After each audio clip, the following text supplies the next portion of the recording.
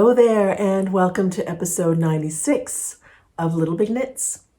This is a podcast about knitting primarily, although today there's a little bit of sewing. My name is Selma. I'm known as Selma Knits on Instagram and Ravelry, and I am coming to you from Ottawa, where I live with my family and our cat Yoda. So very nice to have you here. Welcome to this episode. I've got lots to talk about. I did want to start by thanking you for being here, thanking you for the support of the channel, whether it's through liking, subscribing, watching the ads all the way through, because I monetized the channel finally a couple of years ago. So that supports the channel in terms of sending out prizes and buying equipment and that kind of thing, as well as through Ko-fi. Ko-fi, the link is below. So there's some people who support me through that. So thank you so much for that. Also, thank you for your comments on my summer knits episode. That really got me going into my summer knits. And although I thought I would be knitting summer and winter knits in tandem, my summer knits have been getting a lot of attention. So I'll be sharing all of that with you today. And also, I mentioned last time when I was showing my summer knits that I had kind of designed a top that was sort of a bit of a recipe, like my skirt, the West Village skirt. I designed a skirt that is a recipe where you choose your yarn, your gauge, and I sort of walk you through the process. And I sort of did a little bit of the same thing with a top. I haven't written it out, but I did do a little bit of a knit along a few years ago on the podcast. And I've been thinking about writing it up, and there was quite a bit of enthusiasm for that. I can't say that I will do it this season because it's just not happening. But I am going to seriously think about putting that together, perhaps for next year. And so stay tuned for that. But thank you for the enthusiasm. So you'll definitely hear about it as I go forward. So today I've got a couple of finished objects, some works in progress. I've got a sewing work in progress, and I've got a fail that I'm going to share with you. And also I had a question about, not a question so much, but a discussion. There was a discussion in the comments for the last episode about drop shoulders. So I thought I would just talk a little bit about the drop shoulder construction and some pros and cons about it. Because it was quite interesting. People seem to have strong opinions about whether they like it or they don't like it. And I had mentioned last time that I didn't love it because of I find that it seems to emphasize my arms, it feels like. So, and that just started a discussion and people expressing their opinions. So I thought, you know what, maybe it's worth talking a little bit about drop shoulder construction. So we'll do that today. So let's begin with the first finished object. Now there's something that's bugging me about this, and I think I'm gonna have to re-knit this this ribbing here because it's a little bit loose. So this is the Springline tee, a new design by Samantha Ciaran. I'll give you her picture here. She looks absolutely lovely in it, and I was able to test knit this design for her. And it was a lovely, lovely design. It was a lovely process. And I knew that I was going to like this tee. And it was just kind of what I was looking for. And I had this yarn that I wanted to use. So this is the Knitting for Olive Pure Silk, and I'll talk about that in a moment. So this is a top-down seamless design with a bit of a drop shoulder, short sleeve, and this lace that goes up the front and down the back as well on the sides here. And it's meant to be a little bit cropped, and mine is. Wearing it with a black skirt today. I think I did make mine a little bit longer than Samantha's in the original. But it was a lovely, lovely process, and I would make this t-shirt again, I have to say. I'm very curious to wear this. And see how it wears. Everything was lovely about the design. It is a rather small gauge. So it felt like it took a long time.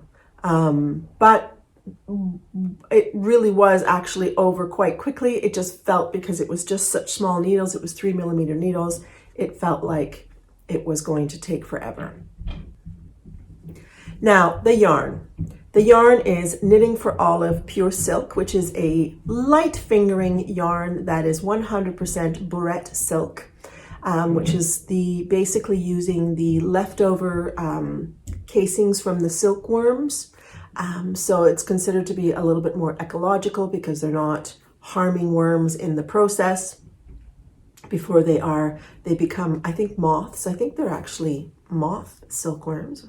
Not 100% sure about that. I don't know if they use different butterflies, but anyway, I had this in my stash for a couple of years. This is the Dove Blue, and I really wanted to try it out. And so when I saw this, I thought, I'm using the pure silk for that. Perfect combination. Off we go.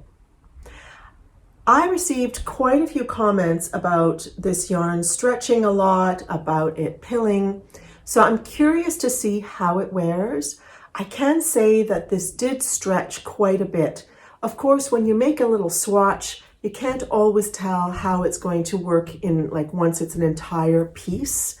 And I did account for a little bit of stretching and relaxing after I wet it and laid it flat. But I would say that it did a little bit more than I expected. So there's a little bit more space here than I had anticipated. And I can see that there's a little bit of gaping here in the ribbing. And so I might undo that, because this is added on afterwards, and redo it and maybe reduce a couple of stitches here in the front, and that will eliminate that. The rest of it sits very well. I think the rest of it is fine. Generally, when I pick up stitches, I eliminate a few in the back, but I don't in the front. And I eliminate a few stitches in the back, and I usually do 2 out of 3 rows up the sides, and then I usually don't eliminate any here. But I think that this is a case where probably eliminating 4 stitches along the front would have been a good idea. So I tend to just follow what I do, because if I try and get the stitch count that the designer has suggested, I feel like it's just an exercise in frustration. And generally that is a system that works, but I think that because this Knitting for Olive has relaxed so much, that it would have needed a few less stitches in the front. The rest of it seems to be fine. It's just like right here. So I'll probably re-knit this and go back, but I think I might just wear it for a little bit and just see how much that bothers me. But generally, you do want it to sit flat. I could go back and cast on a few less stitches for the sleeve as well, but which I also employ the same idea of picking either every 2 out of 3 rows or every 3 out of 4 rows, depending on if I want to cinch it in more or less. So, but yeah, and it stretched a little bit in the length, but that's just quite fine. So I'll be very curious to see how this wears. I'm expecting that it's not going to stretch more. This is knit at a rather fine gauge. I think it's 25 stitches on 3mm needles. I think if you were to make this at a looser gauge, it might do that. But I'll be curious to see at a tighter gauge what happens. And I'll be curious to see if it pills, because I don't see how it would, but you never know. So I'm very curious to see how this wears, but here you go. The Springline Tee by Samantha Ciaran in Knitting for Olive, pure silk in Dove Blue colorway, and lovely, lovely design. And the yarn is very nice too, but we always have to wait and see what happens with it. My next finished object is a little ditty that I had not cast on the last time, and it is this glorious little scarflet by Casey Apple from Young Folk Knit. If you watch her podcast, Casey's got a lovely, lovely podcast, and she has just designed this little scarf called the Party Line. Now, she made hers using a sport weight yarn that had silk in it, and it's a much smaller thing. I knew I wanted this more as a sort of spring or fall kind of scarf. I made the Sophie scarf by Petite Knit a while back, and I wear it all the time. And I really wanted another one like that. So I decided to cast mine on using some merino and mohair that I had in stash. And in fact, I had one ball of each. I had intended to make, I think, a hat or something. So I used the Knitting for Olive again. It's going to be a Knitting for Olive heavy podcast. This time it was the Knitting for Olive Merino, which I have used before, and in the Flamingo colorway, which is not a bright, it's a bit of a muted salmony kind of pink. And I paired it with some Biche et Bûche Silk, Le Petit Silk Mohair in the Coral colorway. I have a little bit left here of that. You can see that this is the Flamingo, and then we've got the Coral. So I used slightly larger needles than called for in the pattern, and it made a bit more of like a woolly kind of feeling, and I absolutely love it. And our weather has finally warmed up here. Spring has actually sprung. It felt like it might not fully, but it has, and I just think this is just going to be perfect for the cooler days. I did already wear it the other day when it was still a little cool, and it looks great with my trench coat. It's going to look great with my other jackets. I have a blue jacket that I think it'll look good with as well, and a gray jacket. So I think I've got a little bit of mohair fluff there. Oh, that's going to drive me nuts. I got it. All right. So yeah, it's just lovely, simple. There's very, very simple offset lace here that's easy to follow. The instructions were clear, and it was just lovely to knit this up. So thank you, Casey, for letting me join in on the fun. I just love it. Absolutely love it. And it's just perfect. I've come to realize over time that the big shawls are great, but they're not practical for every day. And so after I made the Sophie scarf and realized how useful it was, I really wanted to have one or two more small ones. And since the Sophie scarf, there have been a lot of great sort of smaller scarflet kind of patterns that have come out, and this being one of them.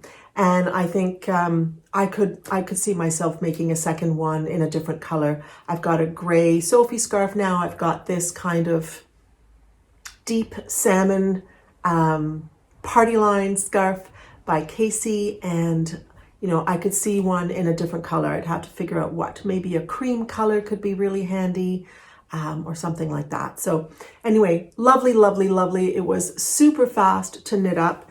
It didn't even use one ball of each. I haven't weighed to see exactly how much, but I'm going to say it used a little over half of each of one of these.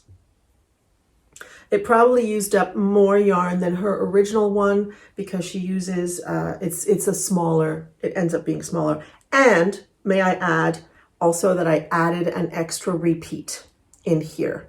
She calls for a certain number of repeats, and I added one extra one because I knew that I wasn't sure that it was going to wrap around and tie. It probably would have, but I actually think it was a smart thing to add that one little repeat. It just made it a bit easier here. So I love it. I love it. It's great.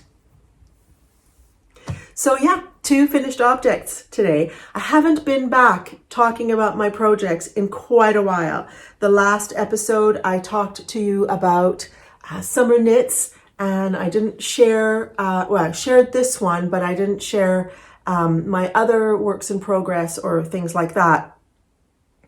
The weekend after that, I taught my sweater modification workshop through the Ottawa Guild, the Ottawa Knitting Guild. And so that was absolutely fabulous and wonderful. And I walked away from that exhilarated and completely exhausted.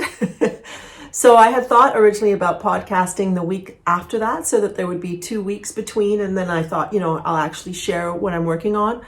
But the next weekend, I really just needed like a weekend without commitments. And then last weekend I got sick, and I'm still, I don't know if you can hear it in my voice, but my voice is still a little bit raspy and I'm not feeling 100%, but I thought I am going to just pull up all my energies because I really want to podcast. Yeah, so it's been a little bit of a longer time since I last shared all my projects with you. And since then, there have definitely been some new cast-ons. And as I said earlier, I thought that I would have finished the colorwork yoke on my wintry sweater, the late bloomer that I was working on, and be working on a summer knit and a winter knit at the same time and finishing socks for people. And things have taken on different directions. So let's look at what I've been working on. So since then, and one of the things that I said I wanted to work on was the Anker, now is this the Anker's Summer Tee version by Petite Knit? I'll put it down here because she's got various versions. This is the version that has a 28 stitch gauge. So once again, I'm back on the teeny weeny needles, 3mm to be exact. And I have been working on my white Anker's Summer Tee. Oops, and it's going very, very well. But I did take a little break from it and cast on something else. So I haven't quite finished it. And one of the other reasons that I haven't quite finished it is that I had put in a cable to try it on and to hold it while I worked on the sleeves. I decided to finish the sleeves before I finished the body. So I put it on a barber cable, but because this is being knit on 3mm needles, when I took the barber cable, I started knitting and I knit about an inch, and then I realized that there was a line.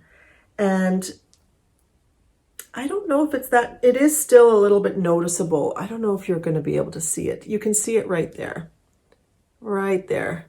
There's a little bit of a line and it goes all the way around. And I thought, this is going to bug me. So I need to rip back that 1 inch. It's just an inch. But considering this is being knit on very small needles, it does feel like it takes a long time. So it's a little bit, I'm a little bit less enthusiastic about ripping out an inch on this fine gauge. But this is going beautifully well, and it's such a lovely construction. The two sweater works in progress that I have on are both constructed the same way, where there is a yoke and then there are raglan increases, which I think is actually I don't know what we'd call it, but I think it's a great combination for sweater structure. The ranunculus is one of those, and I think that lends to its success as well. I think these just tend to fit really, really nicely. So it's just a fabulous little tee. And yeah, I think this week I'll rip back there and I'll just finish it off. So next time I'm back on, you will see this. So this is being knit out of Knitting for Olive, again, in the merino cotton base, or is it cotton merino? Whichever one, it's 50-50 cotton and merino. And it's really, really quite lovely.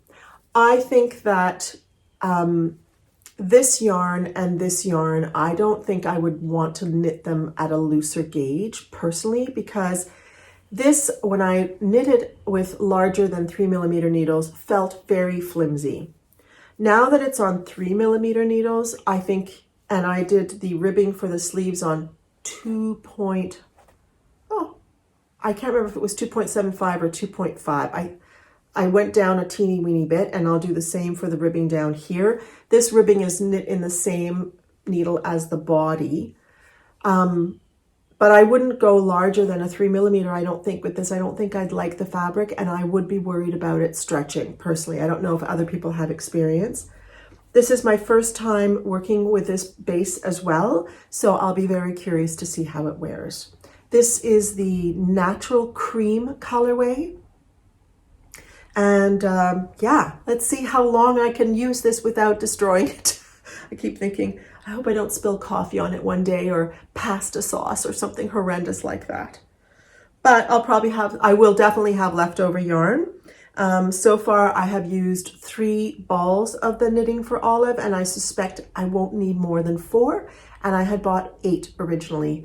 So those other 4 will be saved, and I have leftovers of this, so I thought I might do a white and blue striped top of some kind using the 2 of them to use up more of the yarn. I did have a question about adding short rows to this pattern. This pattern does not contain any short rows. It is all the same around. It is quite a small neckline, so I feel like I'm thinking about the short rows, and I do feel like there's a little bit less of it going down in the back because the neckline is a little bit more cinched in. And with my first ranunculus, my first anchors, which is at the 20 stitch gauge, it's the other version. I haven't noticed the lack of short rows being an issue in that one either. However, if one wanted to add short rows, I think that one thing that one could do is add 1 short row in each stripe, like 1 back and forth. That was something that in Andrea Mowry's stripes sweater I did to raise the back a little bit, because she had short rows built in, but didn't really, if I remember correctly, I may be wrong about this, so I apologize if I am, but I don't think she really took into account the striping at the same time, and I was worried that 1 stripe would just be too big, so I decided to add 1 of the short rows in the first 3 stripes, I think, and then I think I just stopped from there. But one could do the same thing with this, where you would just add a short row from one side to the other in each of the stripes. And there are lots of videos on YouTube about short rows and how to add them in. And they always pretty much talk about the neckline. The other thing that one could do is add a short row or 2 at the bottom of the striping section, where you would go and you would probably want to come, people usually, the short rows, it depends if you want, how you want the sleeve, because if you want it, it'll bring more fabric to the sleeve as well. So it's a little bit more complicated, I find, adding it there. And when people add short rows below a yoke, they usually come all the way around. So that's another possibility, is to add short rows down there, taking into account the raglan shaping. But I think that if you really were set on adding short rows, I would personally add them into the ribbing. So I don't know if that's not like a very step-by-step thought, but those are my thoughts on adding the short row to the anchors. Yeah, so that's almost done. And when I was getting a little bit bored with this, to be honest. I mean, it's white and 3mm needles. And then I found that little thing that I felt like I needed to fix. And then I thought, I think I need to take a turn and do something a little different for a while. So I did a little bit of swatching, and then I ended up casting on. So I swatched with 2 yarns. Do you remember this hot pink Patton's Grace, which is a sport light DK mercerized cotton in this hot pink colorway that somebody was destashing and I took. So I decided to swatch with that, and I also swatched with the orange Lang Lino, which I also showed to you, I'm pretty sure, that I was thinking about making something with this summer. In fact, what was I going to make? Because I'm not making what I said I was going to make. I was thinking about possibly making the Flex or the Deschênes.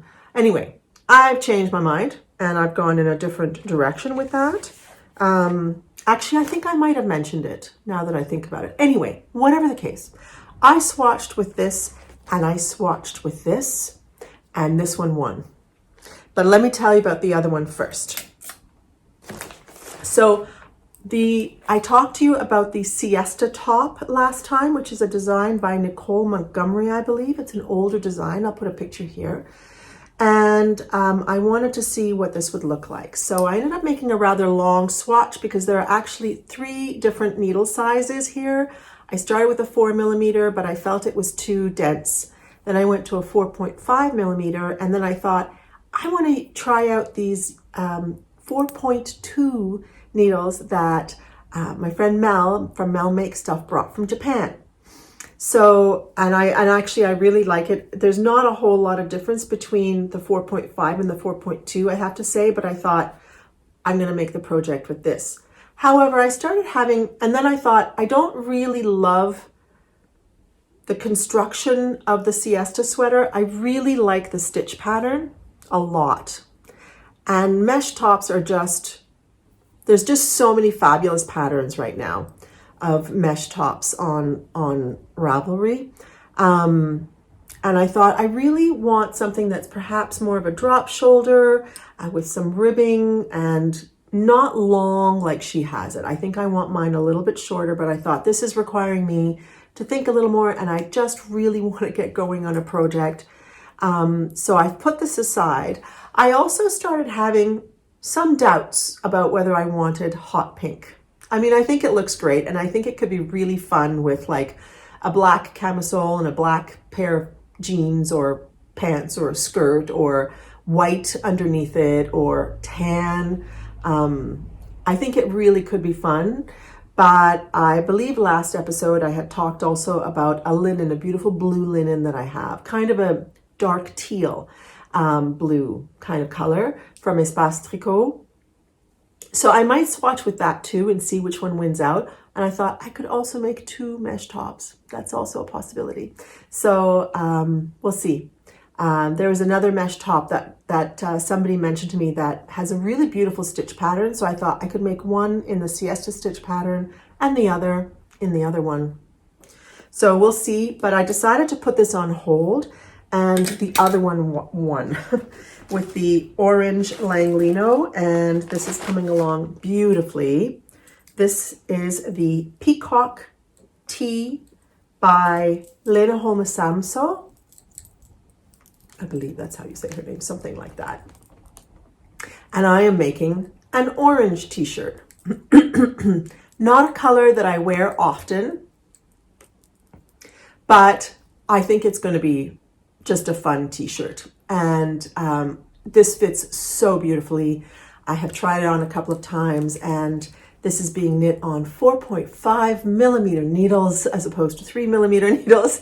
And so it's just whipping along. And so I hope to have 2 finished objects the next time I podcast. And one of them will be orange and one of them will be white. So yeah, I'm just really, really enjoying this. This is the Langlino called Spice. It's number 75. I had gotten these from Woolen Company in the States. I had them delivered to Mecca's place, Mecca from Skeins of Dreams, and then she had brought it to me when we met up in Montreal last year. Was it that? Or was it when we went to Vermont? I think it was when we went to Vermont, so I think that was 2 years ago. So yeah, so I got this, and I got a navy blue as well, and I've cast this on. So it's a beautiful worsted weight. It's meant to be knit in Sandnes Garn Lina, which is kind of a worsted cotton linen blend, I believe. And I'm doing it in this 100% chainette linen. And I have to say, I find knitting with chainette linen it's much easier on the hands than the regular sort of more straw-like linen. So if you're somebody who struggles with cotton and linen, you may want to try a chainette. You might find that it's a nicer experience. I certainly find it to be an absolutely lovely, lovely experience. And I ended up shortening the yoke a little bit. I did one less repeat, which is about 5 or 6 rows. I think 6 rows. And because I felt like it was coming along, and even though my row gauge was slightly off, but not a lot, I felt that it was going to come down too low, and I didn't want that to happen. So I ended up stopping it earlier. Now, it does fit quite perfectly under here, so I think that was a good call. But I suspect that if I had just gone ahead, it probably wouldn't have made a huge difference, but I was a little nervous. And I am expecting this also, like this, to relax a tiny bit, so I wanted to factor that in. It is knit at a tightish gauge for the yarn, so it shouldn't too much, but I know that it will a tiny bit. So yeah, so the Peacock Tee by Lena Holmesamso, knit in Lang Lino, which is a 100% chainette linen in the color Spice. And this one, I didn't tell you about the bags, but this one is being held in a bag from Sandy from By the Lakeside Bags that I got a few years ago from her, and it's a wonderful summer bag with this lime green on it. So that is work in progress number 2. I've also done some swatching. And let me tell you about these swatches. As you know, I have many ranunculus sweaters, and I have one that I seem to wear all the time, and it's starting to show wear.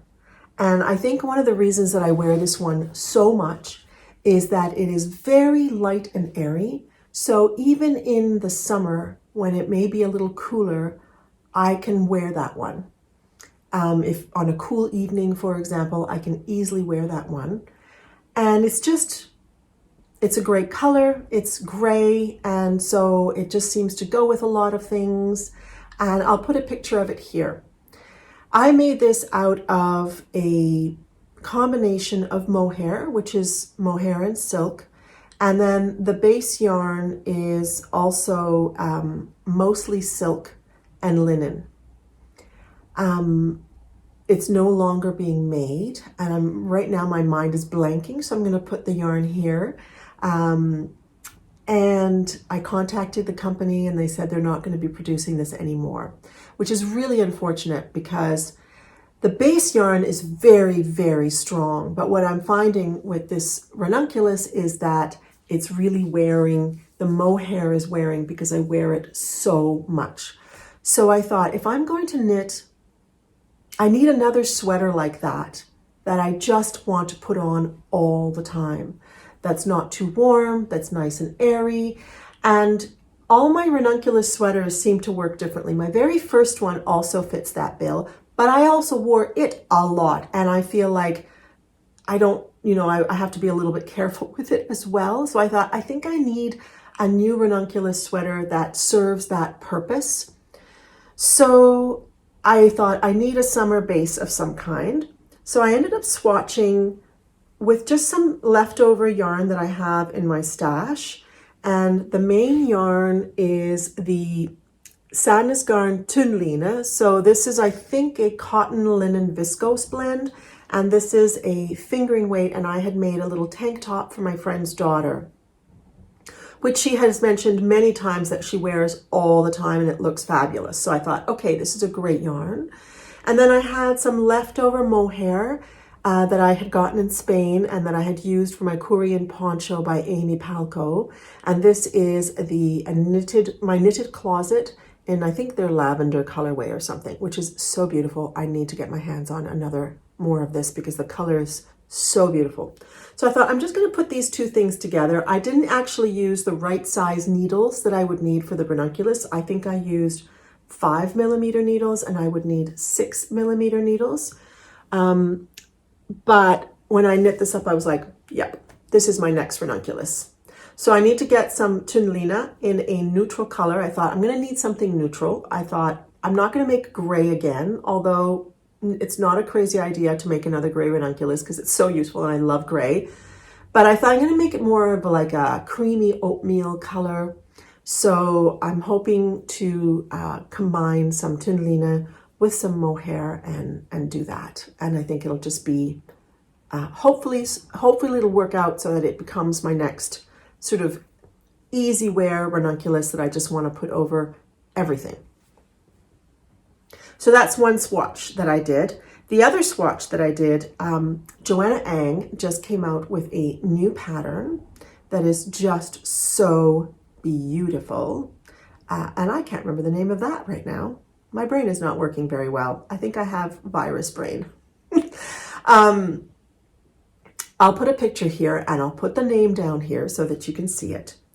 And I love Joanna Ang's designs. I've made 2 of them.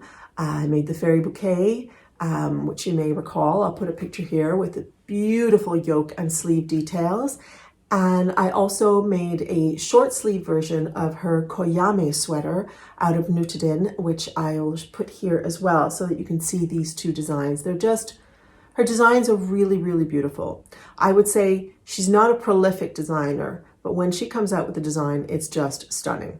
And this latest one is just beautiful. Before this, she also came out with a beautiful cardigan as well, but I decided that I didn't think that that was quite my style. But when I saw this sweater, I thought, this is really interesting.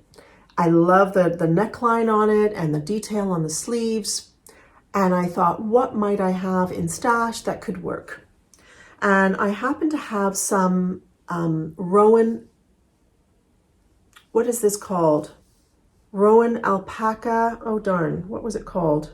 Soft alpaca DK. It's kind of it's a blown yarn that is cotton and alpaca. And I have a sweater quantity in this beautiful sort of light pink. And I thought, well, I think I need to swatch and see. And I seem to have met gauge. I'm just wondering if I might go down 1 needle size. I did this with a 4mm needle, but I might go down to a 3.75mm needle to make the sweater with. But this, yeah, I think I have to make that sweater at some point this year. So I swatched for that. So those are 2 swatches that happened. And apart from that, I cast on a pair of socks. So you may recall that I was making some socks with Patton's Croy that ended up being too dense. Then I went up 2 needle sizes and it was way too loose. So those have been put aside. And I just thought, sometimes I think I've been tired, and that's why I've gotten sick. And there's just been a lot going on this year so far, and lots of busyness. And I thought, I just don't have the mental space to think about those socks right now. So I thought, I'm just going to cast on something wild and crazy. So I had been gifted this yarn by my friend Sue, who I think had gotten it from her friend in Norway, Bente, and this is called the Sokki Fine. It's a 75% wool and 25% polyamide, and it is by Adlibris, and she had given this to me, and I thought, I have a friend who would enjoy these bright socks, and I tend to make her socks here and there, so I thought, I'm just going to cast this on and they'll get made little by little. So I've been slowly working on these.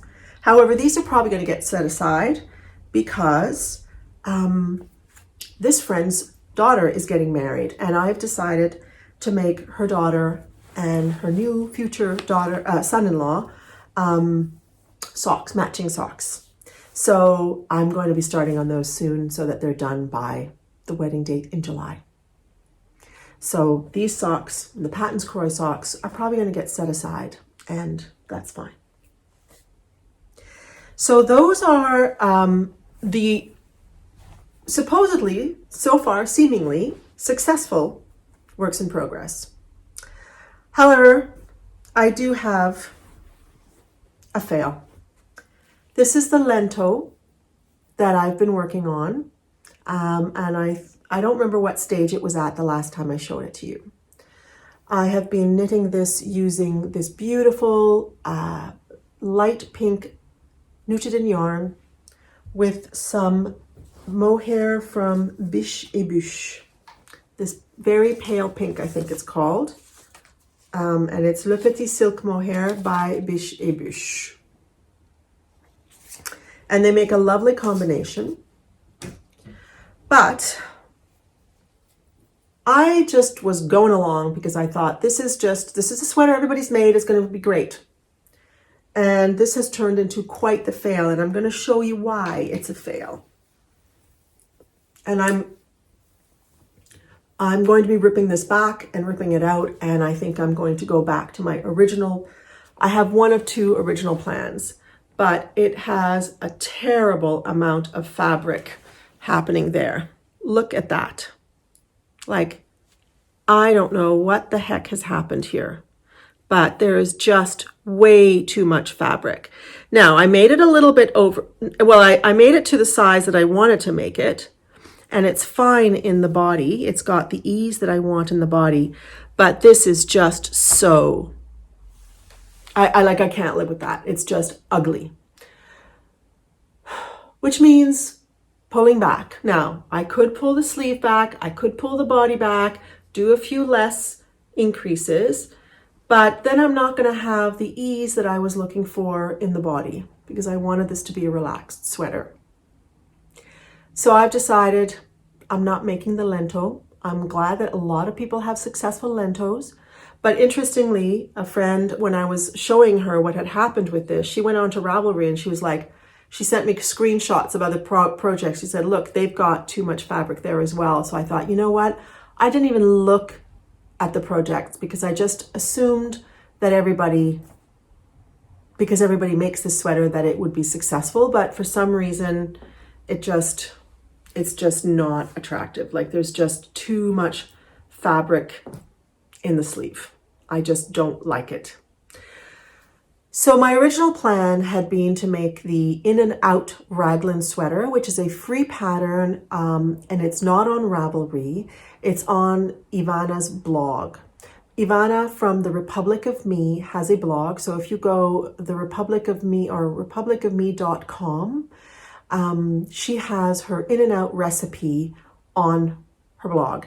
And I know that it's a compound raglan, so you end up with narrower sleeves.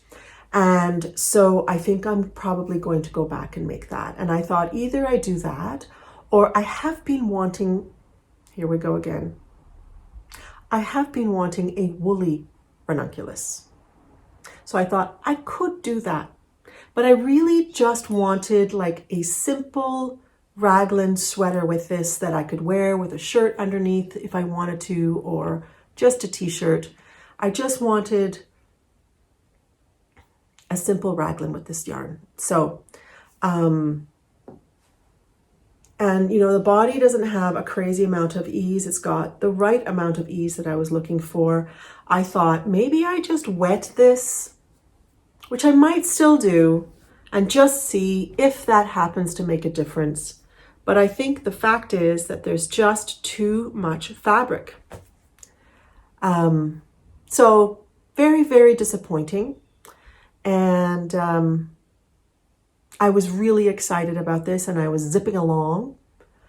And then when I tried it on, as I got close to the end of the sleeve, I was like, that is not attractive. So it's, yeah, I just don't like it. Don't like it, don't like it, don't like it. Maybe the stitches would settle. Maybe there's something in the stitches, but they're just something strange. So, you know, different shapes of body. Maybe somehow this one is just not for me. I don't know. Yeah. So there you go. That is my fail. Not an epic fail, but a disappointment for sure. And it does make me a little bit weary of whether I would want to make this pattern again. I really want to make the No Frills sweater by Petite Knit. I see so many lovely versions of that. However, I really wanted to make the knitted in a, see what it's doing? I really wanted to make the knitted in a looser gauge and just light and airy. I really find I have a tendency to overheat here and there. And I do find that that light and airy sweaters, like the ranunculus, like the koyame that I made in knitted in, they're just really lovely to wear. And so I tend to gravitate towards the sweaters, depending on the day. If it's really, really cold, then I can handle something. Or if I'm cold, then I might put on my Lopi sweater. But most of the time I'm going to gravitate towards the ones that are a little bit lighter. So I have two more things, or actually just one more work in progress, which is a sewing work in progress. I'm making my first quilt.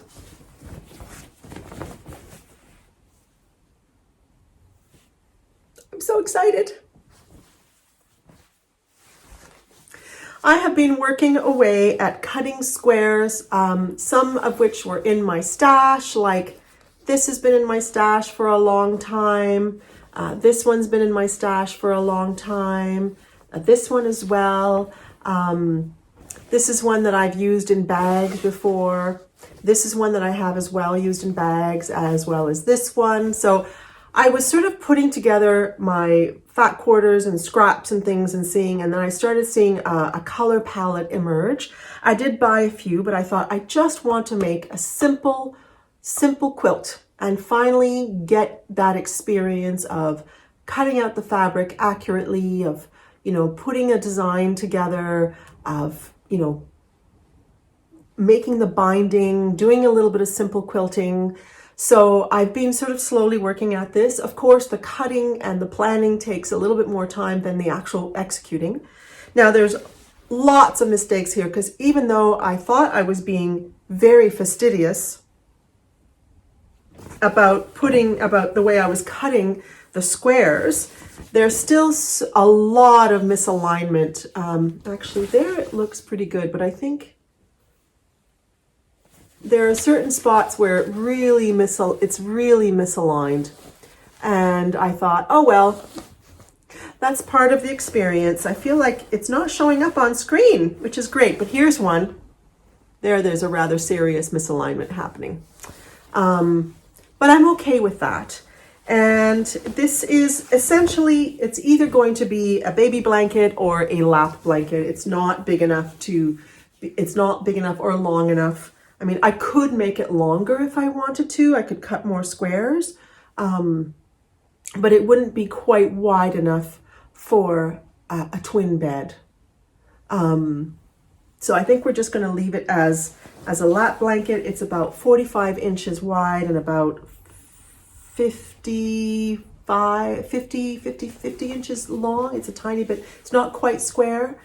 And yeah, so last night last week I had sewed the strips together. I did it in strips, and then last night I sewed all the strips together to actually make the quilt top. So I'm very excited. I'm very proud of myself.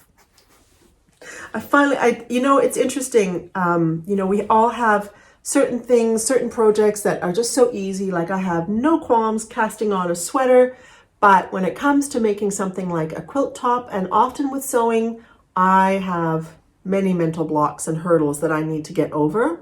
And so I'm so glad to have gotten over that hurdle. I don't know that I'm ever going to get into really intricate quilt making. I don't think that that's what I gravitate towards. I'm not actually interested in that kind of exactitude, to be honest. I'm a little bit disappointed considering how hard I tried to make all my squares equal, that it's not perfectly aligned everywhere. But that's okay. Next time, I think I'll do an extra step of like putting them together and remeasuring them, which I didn't do, and perhaps I should have. If I make it again, I think that instead of making strips, I'd be interested in trying fours, where you put fours together and then you put them together. So I thought I might try something like that. Perhaps I'll aim to really make a twin size one next time. And yeah, we'll see. And I thought also, these are beautiful colors, but not actually the colors that are in my house very much. So we'll see. I just wanted to actually make the damn thing. Get over the hurdle.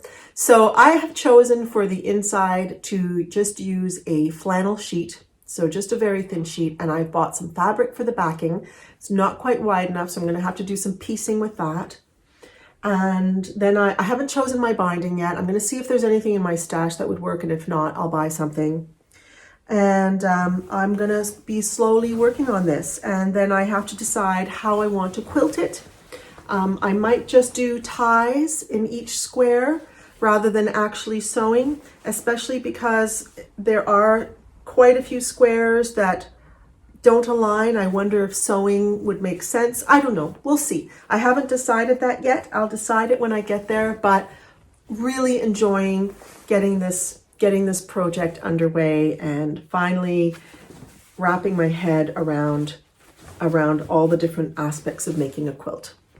Before we move on to acquisitions and beautiful things and drop shoulders, I just wanted to mention a podcast called The Playful Knitter. This is a podcast hosted by Malena, who is from Denmark. And she contacted me and asked me if she was going to mention me on the podcast and if I would mention a piece of music that I like that she could play on the piano. So she is an avid knitter, but she's also a pianist. And so she features her own piano playing in her podcast. And she has a lovely podcast. So if you wanted to check it out, her latest episode, she mentions me and she plays a piece of music that I happen to like very much. So if you want to know what that is, you'll have to go check it out. It's very Canadian. That's all I can tell you. All right, let's move on to acquisitions. And there's just one thing that I wanted to mention. My friend Sue, who's got the Distance Stitches podcast with Liz, Sue gave me a bag o' yarn, a bag o' linen yarn, beautiful linen yarn that she had gotten and was passing it on to me. And this is all from Midwinter Yarns, which is a company. I think they are out of UK, but they tend to feature northern yarns. So they often will have yarns from Norway, for example, but they also carry Lithuanian linen, and which is very, very fine and really a beautiful quality. So I have been thinking about what to make with some of these, but I thought a striped tee perhaps could be really, really beautiful. Each one of these has 450 meters, 492 yards. So it's almost a lace weight. So I thought, like, look at those two. They look absolutely beautiful together, but there's also this stunning ochre in here. There's also this really fun green. So there's an orange as well. And yeah, they're just beautiful. I particularly like these two together, actually. So we'll see. Although these two could be very nice together too for a fun summer top. Yeah, let's see. Then there's the yellow. Oh my goodness, so many options. So thank you so much for that, Sue. Really, really beautiful. The other thing I wanted to mention is some patterns that have come into my life. I already mentioned to you the rib wave. That's what the Joanna Ang pattern was called. I was going to mention that in this section, but I already have. The other thing was also a pattern that was gifted to me by my friend Sue again. Sue is a very supportive knitter. She tends to support designers. So I've got a couple of gifts from her that come from designers that she has shared with me. And one of them is this fingering weight cuff down pair of socks by My Yarny Corner. And this is called the Gemstones. And it's a lovely, lovely pair of socks. And then the other one that she mentioned, that she shared with me, is the Titi Gaga socks by Nancy Wheeler, which is also a fingering pattern. And Sue had shared that with me, had given me that pattern. So thank you, Sue, for the yarn, for the patterns. I actually, thinking of striped tops, got this pattern by Suzanne Summer called Everyday Attitude. I had seen a podcaster wearing this and had checked it out a while back and really liked it. And I thought it's an interesting construction. It's got like some interesting shaping here. And so I thought whether I use this and the white to make it, or I use some linen. I have other linen upstairs as well. I thought I could end up making a couple of really nice tees that are striped with that. So I'll start by making one at some point. We'll see if that gets made this summer with these leftovers or with some of that linen, or I'll wait. But lovely pattern by Suzanne Summer, who's also got some really interesting designs. She's very much into interesting construction, and brioche. So a lot of her patterns contain those two things together. Then there's the Muscle Burrow by Isolde Teague. I thought, why don't I have this pattern? And I think there was a sale. And so I bought it. So I'm thinking about making a muscle burrow at some point. And who knows, maybe I'll be like others and make multiple muscle burrows. But we'll start with one. We're there as well. I think that my husband could probably use a new hat. So I might be thinking about that. I was gifted the pattern called the Zalma, which is this lovely kind of slip-over poncho type of thing. Slip-over poncho, called the Zalma by Fiel Rosa Designs. And I think she's working on an English pattern, and so hopefully that'll be coming out soon. It's lovely.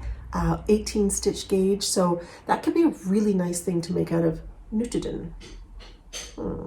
Something to think about. I also got this older pattern by Jochi Locatelli. She was having a sale, and this has been in my list to make for a while now, and that is the Understated, which is one of her boxy sweaters in a V-neck, and it's got a ribbing design in the shoulder. And it's just really lovely. And I thought this could be one of those patterns that is just a nice everyday cozy sweater. So I do have some yarn in my stash that I think would be very nice for this. And I thought, since it's on sale and I've been thinking about it for a long time, I'm just going to nab it. I think I've been doing a lot of pattern buying lately. And the last one that I wanted to mention is the Pohjola by Sari Nordland. There has been a Pohjola Cal going on that you may have heard of, and also Casey of Youngful Knit has been making a Pohjola, and it's such a beautiful pattern. I'm going to be brutally honest, when I first saw it, it did not speak to me at all. But as I saw the different versions coming out, I was like, I really like this. And I have some beautiful yarn that I could use for it, especially for the main color. And I thought, well, that's a great idea for that yarn. So I purchased it. And we'll see when that gets made. Those are all the patterns. All right. So the next thing that I want to talk to you about is drop shoulder constructions. Just because last episode I had mentioned that I don't always, it's probably my least favorite construction. I'm a little bit careful about knitting it. I do have some drop shoulder sweaters in my repertoire. I had made this one, the All the Love by Jochi Locatelli, a few years ago, and I wore it a lot. Now, however, I think there were two things with that sweater that I felt like it was not the most attractive sweater, and I actually think it was probably the fact that it was quite a closed crew neck more than the drop shoulders. But sometimes I can feel a little sensitive about my arms, and I just feel like the drop shoulder kind of emphasizes that. And so I mentioned this in my last podcast, and there was an interesting discussion that ensued as I mentioned. And so I thought, I think it's an interesting thing to talk about. So a drop shoulder construction is essentially, in its simplest form, you're making two rectangles for the body, two rectangles for the sleeves, and you're joining them. And, it may even be one of the first sweater constructions that ever existed. And when you think about some traditional sweater constructions, like the Norwegian Ganzi or Genzer sweaters, or you look at the Guernsey sweaters, they are essentially drop shoulder constructions. Now, the Guernsey ones, they tend to create a gusset for under here for better movement. But those are some of the more traditional ways of making sweaters. And so although people might not like it and there's a lot of opinions about there, it's not that it's some sort of a new sort of, construction of making sweaters. I think it's been around for a really long time. And I suspect, but I don't know, I'm not a historian and I haven't done any research, but I wouldn't be surprised if it predates yoked sweaters and raglan sweaters, just because it would be such a simple way of putting garments together and, or putting a garment together. And it's interesting because I think traditionally there was very little shaping, except for in the Guernsey where they were putting a gusset under here to create a bit more fabric so that there's more movement. These were sweaters that were worn by people who were working outdoors, so their sweaters riding up would not be very useful for them. It would, if they're cold or wet. So people created different ways of creating a little space so that the arms could move without the sweater riding up. But today there's a lot of ways of shaping. People use a lot of shaping in the shoulders to help create a nicer fit here, and so that there isn't as much fabric.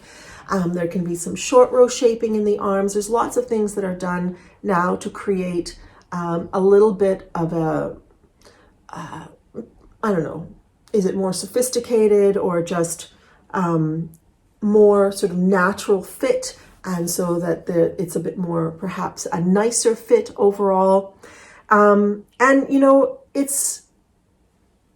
It's interesting that people have a strong reaction to it. I have a non-knitting friend who was like, it's kind of a lazy construction, don't you think? I was like, well, I suppose it doesn't have, like, from the outside, it could just be those rectangles that you just sew together. But for one thing, I think it creates a nice relaxed look. I think it's a very accessible construction in many ways. And I think that, some people don't like yoked sweaters because they don't feel that they look nice on them, but they might like the drop shoulder. So I think that we're just so many shapes and sizes. And so although I'm not a huge fan of the drop shoulder, it doesn't mean that I won't make it. In fact, the Rib Wave by Joanna Eng is a drop shoulder, and I plan to make it. But adding sloping of some kind around the shoulders has a huge difference, or makes a huge difference. And you can do shaping in the body to bring it in a little bit, because often drop shoulders mean that the whole thing is wider, but you can bring it in a little bit. So there's things that can be done, and playing with the ease of the arms as well. How large is the armhole? Is it really tight, or is it very, very loose? Obviously, the more loose it is, the more relaxed it looks. So I think that the drop shoulder is it's a nice relaxed look to start with. And then you can do things to change the shaping of it a little bit to make it a little bit more sophisticated. And there are some fabulous patterns out there that are drop shoulders. I recently made the Rivendell. I made it as a vest, but it's actually a drop shoulder sweater with an amazing detail on the sleeves. You've got some beautiful patterns by Petite Knit, for example, that are more simple, like her Oslo sweater or her Esther sweater or her Storm sweater. So they're beautiful patterns that are drop shoulder sweaters. My favorite thing is knitwear, which is something someone whose work I haven't made any of her patterns. A lot of people do, and her sweater number 11 is a beautiful drop shoulder construction. So it's very big right now, but what I'm finding interesting is that it's not just two rectangles together and then rectangles for the sleeves. There's a lot of shaping happening, which is making them interesting to make as well, and shaping in a way that is flattering on the human shape. So I just wanted to talk to the notion of drop shoulder sweater, just because I thought that the conversation that had in the thread was just really interesting, and people expressing their opinions. I don't like it at all. I love it. It looks really good on me. So yeah, I just wanted to address that. I think that I would probably not make for myself, only because of my shape. I probably would not make a drop shoulder sweater thinking about a more formal setting. If I wanted to wear something to look, sophisticated at work, I probably wouldn't do that. But never say never. All right, so those were my thoughts on that. Just a couple of little things before I sign off. I just had a coughing fit, so if I look red and teary-eyed, it's because I had to stop, and that I think is telling me that I have talked enough probably for today. So yeah, I had the workshop a few weeks ago, which just was wonderful. I gave a 2-day workshop on sweater modification, and it was really wonderful. It was such a glorious group of people, and it's just great to be talking about something that you're passionate about with other people who are, equally passionate about knitting and who've got lots of experience. So it's such a great way to exchange ideas. It was really great, really, really fun. And so I am hoping for more opportunities in the future to give that workshop. And I've also started kind of developing another workshop. It's really wonderful to be teaching again, because I did that for years, many years ago. And also just wanted to mention that I will be going to Ghost Ranch to the Knitting New Mexico retreat again this year. It is starting on September 1st, which is the Labor Day weekend Sunday, at Ghost Ranch in New Mexico again. I went last year. That has filled up already, but Laura and Bristol Ivy will be coming to teach. And Lauren and Bristol Ivy are going to be having a second session in October, I believe starting October 27th. I won't be going to that one just because I can only really do so many trips. And I have to start thinking about some other ones that I want to or need to take. So for this year, I'll just be going the one time, but Lauren will be hosting and Bristol will be hosting a second retreat at the end of October. So if you're interested, check that out. I suspect it's going to fill up kind of quickly as well. Then hopefully next year I'll be back, and Lauren and I are already talking about what we might do next year. So yeah. So I just wanted to tell you in case you were interested and wanted to keep your eyes peeled on that. And I think that is bringing us to the end of the podcast today, friends. I hope that you've had an enjoyable time, relaxing, perhaps working on something, perhaps doing something, whatever, relaxing, knitting, sewing, drinking coffee, drinking a glass of wine, whatever it may be.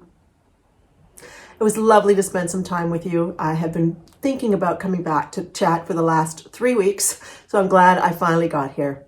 So take care, have a lovely rest of the day, and we'll see you next time.